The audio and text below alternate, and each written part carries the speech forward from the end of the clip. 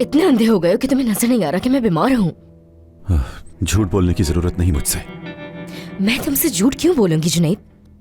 वो जो सिनान है ना, उसने मुझ पर हाथ उठाया और फिर पूल में धक्का दे दिया। उसने ऐसा क्यों किया? बात यह है कि उसने मुझ पर इल्जाम लगाया कि सबा मेरी वजह से घर छोड़कर चली गई। ये भी कोई बात हुई? हिम्मत कैसे हुई उसकी, अभी बताता हूँ। जुनैद पागल मत बनो। अगर तुमने कुछ भी किया तो हम दोनों की नौकरी चली जाएगी।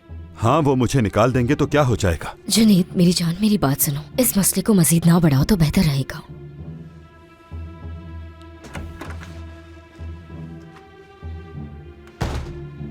तुम यहाँ पे क्या कर रहे हो? हाँ हाँ, दफा हो जाओ यहाँ से, फौरन निकल जाओ यहाँ से, वरना बहुत बुरा होगा।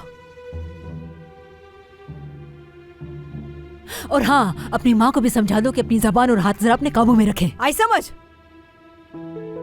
फातिमा साहिबा, जबान संभाल कर बात करें।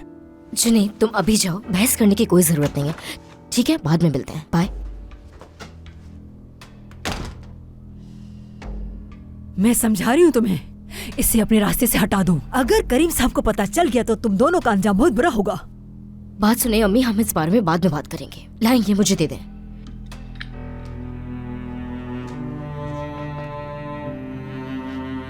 आप मुझे पानी ला दें अम्मी। जी बेगम साहिबा।